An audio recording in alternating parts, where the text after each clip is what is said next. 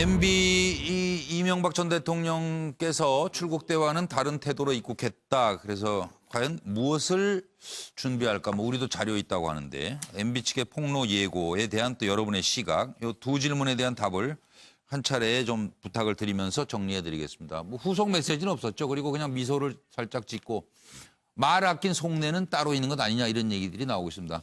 지난 11일 출국 전날 옛 청와대 참모진들과 대책회의를 했다고 합니다. 아마 출국 메시지를 검토한 거 아니냐. 출국 당일인 12일 적폐청산 감정풀이 정치보복이 의심되어 4분간 작심 발언을 하고 떠났습니다. 그리고 13일, 14일 바레인 도착 후에 한국의 성장 비결은 국민의 단합이다. 단합된 힘이다. SNS를 통해서 국민 단합을 강조했습니다. 그리고 15일 귀국날 추운데 고생합니다 이러고 추가 입장은 없었습니다.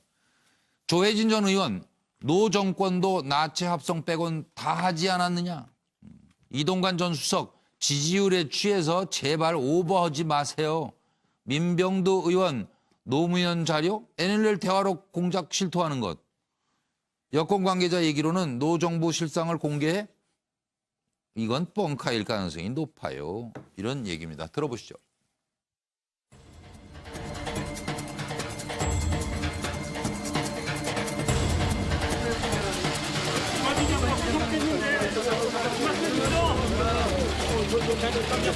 지나간 6개월 적폐청산이라는 명목으로 보면서 이것이 과연 개혁이냐, 감정풀이냐, 정치적 보복이냐 이런 의심이 국론을 분열시킬 뿐만 아니라 저 중대차한 시기에 안보 외교에도 도움이 되지 않고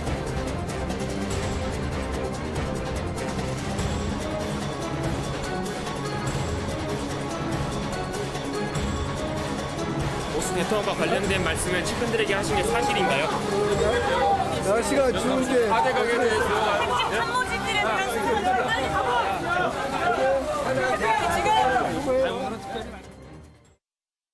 이명박 전 대통령 측에서 이대로 당할 수는 없다. 뭐 반격에 나서야 한다. 이런 말이 있었던 보도가 나왔는데 그게 혹시 노무현 전 대통령 시절과 관련된 무슨 자료를 폭로한다거나 이런 계획이 포함이 돼 있는 겁니까?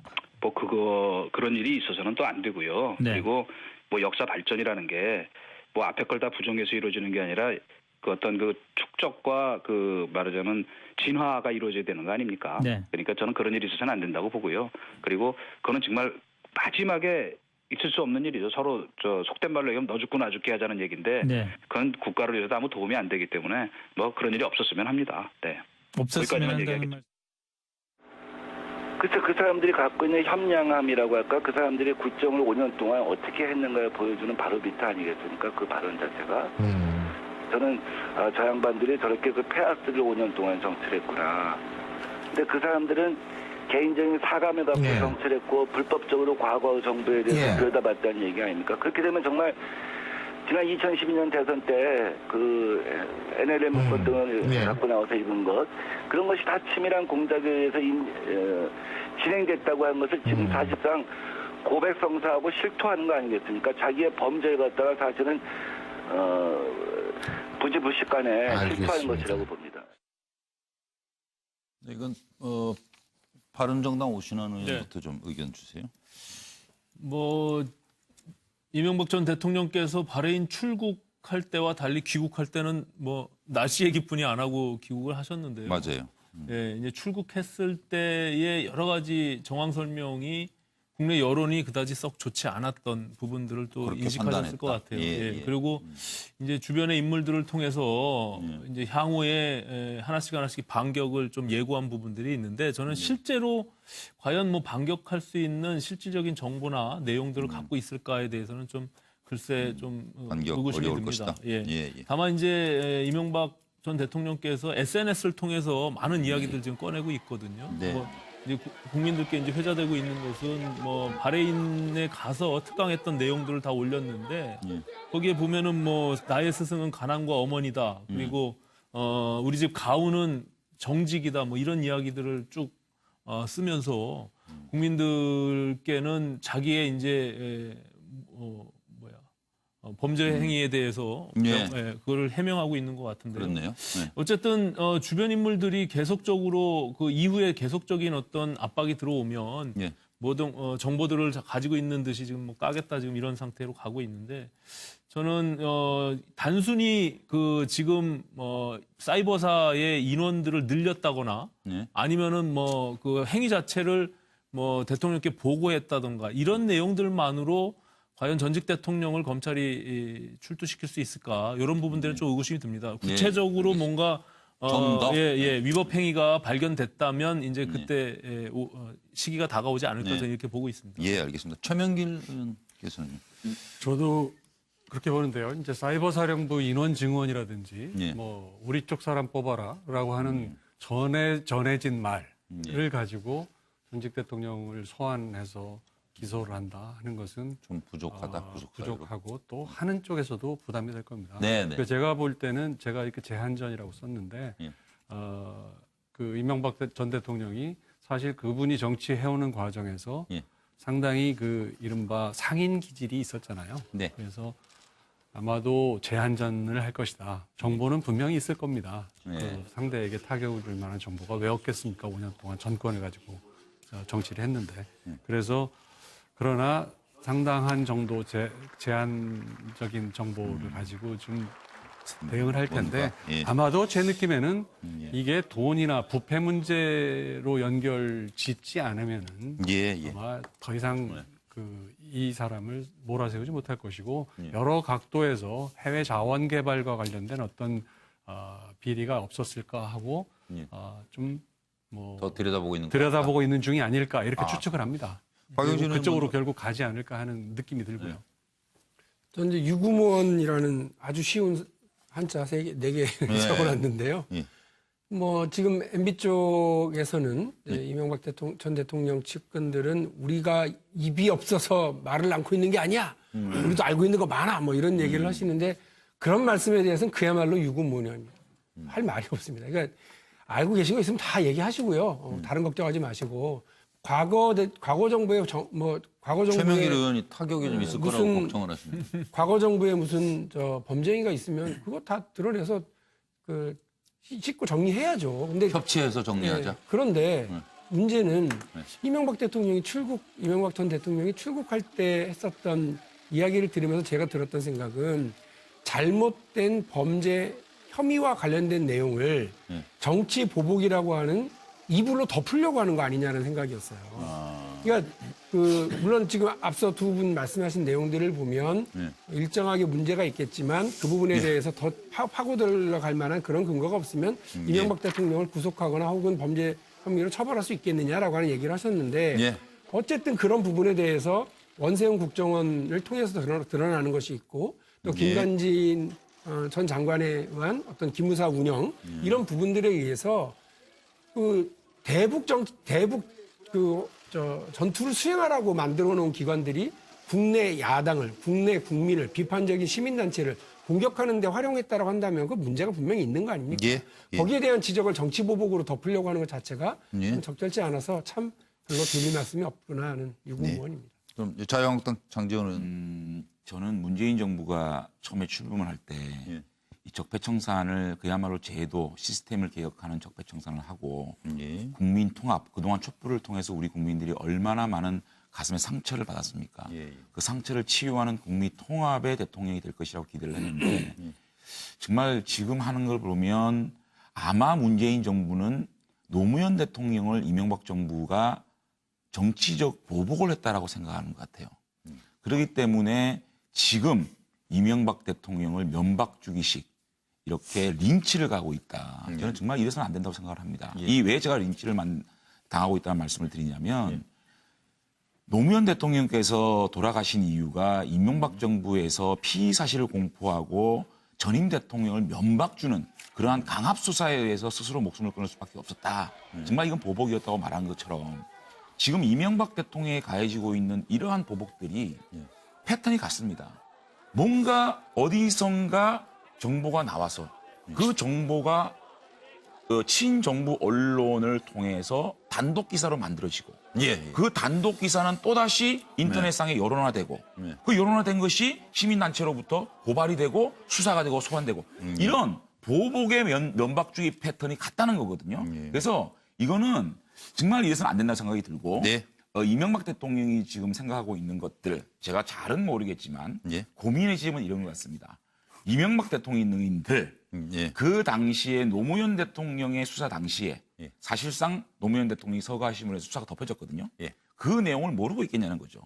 다만 그런 내용들이 다 밝혀져서 전 정부와 지금의 정부가 진흙탕 싸움이 됐을 때 예. 대한민국이 무슨 이익이 있겠느냐라는 생각 때문에 머뭇거리고 있는 것 같은데 예.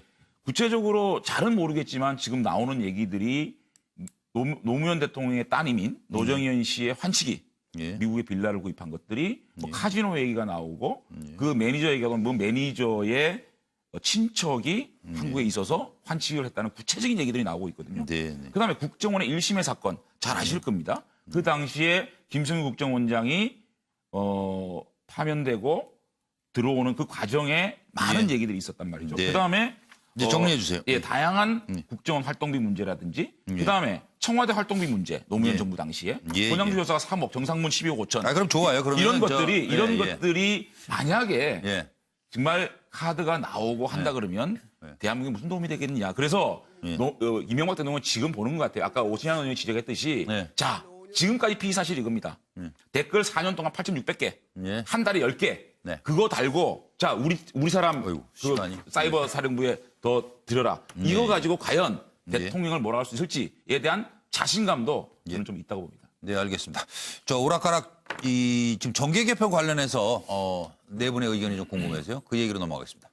MB 이명박 전 대통령께서 출국 때와는 다른 태도로 입국했다. 그래서 과연 무엇을 준비할까? 뭐 우리도 자료 있다고 하는데 MB 측의 폭로 예고에 대한 또 여러분의 시각, 이 두 질문에 대한 답을 한 차례 좀 부탁을 드리면서 정리해드리겠습니다. 뭐 후속 메시지는 없었죠. 그리고 그냥 미소를 살짝 짓고 말 아낀 속내는 따로 있는 것 아니냐 이런 얘기들이 나오고 있습니다. 지난 11일 출국 전날 옛 청와대 참모진들과 대책회의를 했다고 합니다. 아마 출국 메시지를 검토한 거 아니냐. 출국 당일인 12일 적폐청산 감정풀이 정치보복이 의심되어 4분간 작심 발언을 하고 떠났습니다. 그리고 13일, 14일 바레인 도착 후에 한국의 성장 비결은 국민의 단합이다. 단합된 힘이다. SNS를 통해서 국민 단합을 강조했습니다. 그리고 15일 귀국날 추운데 고생합니다 이러고 추가 입장은 없었습니다.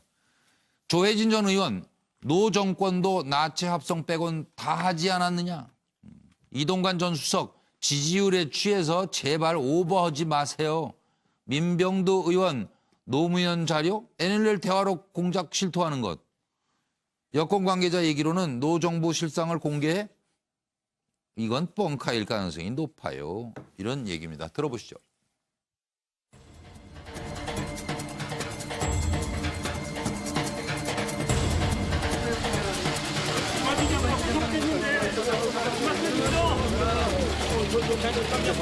지나간 6개월 적폐청산의 명목으로 보면서 이것이 과연 개혁이냐 감정풀이냐 정치적 보복이냐 이런 의심이 국론을 분열시킬 뿐만 아니라 저 중대차한 시기에 안보 외교에도 도움이 되지 않고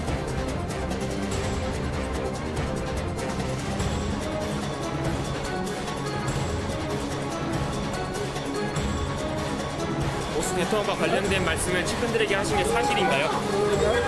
날씨가 추운데 특강했던 내용들을 다 올렸는데 거기에 보면은 뭐 나의 스승은 가난과 어머니다 그리고 우리 집 가훈은 정직이다 뭐 이런 이야기들을 쭉 쓰면서 국민들께는 자기의 이제 범죄 행위에 대해서 그거를 해명하고 있는 것 같은데요. 그렇네요.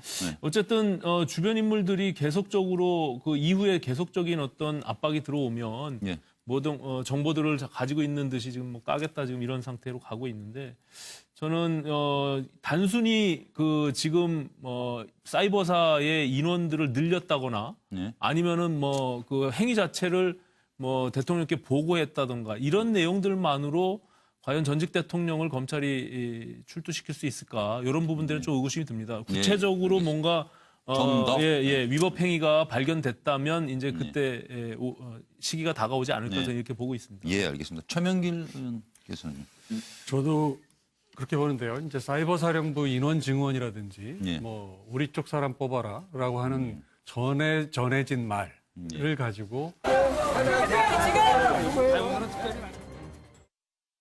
이 이명박 전 대통령 측에서 이대로 당할 수는 없다. 뭐 반격에 나서야 한다. 이런 말이 있었던 보도가 나왔는데 그게 혹시 노무현 전 대통령 시절과 관련된 무슨 자료를 폭로한다거나 이런 계획이 포함이 돼 있는 겁니까?